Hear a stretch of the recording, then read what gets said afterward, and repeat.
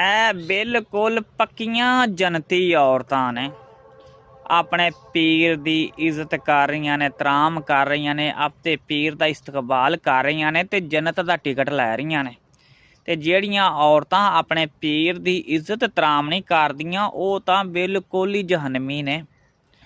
ਤੇ ਜਿੰਨਾ ਪੀਰ ਹੀ ਨਹੀਂ ਫੜਿਆ ਉਹਨਾਂ ਔਰਤਾਂ ਦਾ ਕੀ ਹਾਲ ਹੋਏਗਾ। ਮੇਰੀਓ ਮਾਮੋ ਭੈਣੋ, ਜਲਦੀ ਜਲਦੀ ਪੀਰ ਫੜ ਲਓ, ਜੰਨਤ ਦਾ ਟਿਕਟ ਲੈ ਲਓ ਜੀ। ਇਹ ਮੌਕਾ ਹੱਥ 'ਚ ਚਲਾ ਗਿਆ ਤੇ ਦੁਬਾਰਾ ਨਹੀਂ ਆਏਗਾ। ਓਏ ਹੋਏ ਹੋਏ ਹੋਏ ਹੋਏ, ਪੀਰਾਂ ਨੇ ਇਹਨਾਂ ਦਾ ਕੀ ਹਾਲ ਕਰ ਦਿੱਤਾ, ਬੇਹਾਲੋ ਬੇਹਾਲ ਕਰ ਦਿੱਤਾ ਹੈ, ਬੁਰਾ ਹਾਲ ਕਰ ਦਿੱਤਾ। ਦੁਨੀਆ ਤੇ ਇੰਝ ਹੀ ਹੋਏਗਾ ਤੇ ਜੰਨਤ 'ਚ ਜਾਣਗੀਆਂ ਇਹ ਸਾਰੀਆਂ ਮੇਰੀਆਂ ਮਾਵਾਂ ਭੈਣਾਂ ਧੀਆਂ, ਸਾਰੀਆਂ ਜੰਨਤ 'ਚ ਜਾਣਗੀਆਂ ਤੇ ਕਿਸੇ ਦੇ ਮਗਰ ਨਹੀਂ ਲੱਗਣਾ। ਲੋਕ ਤੁਹਾਨੂੰ ਪੁੱਠੇ ਪਾਸੇ ਲਿਜਾਣਗੇ, ਇਹ ਹੀ ਅਸਲ ਰਸਤਾ ਹੈਗਾ ਜੇ।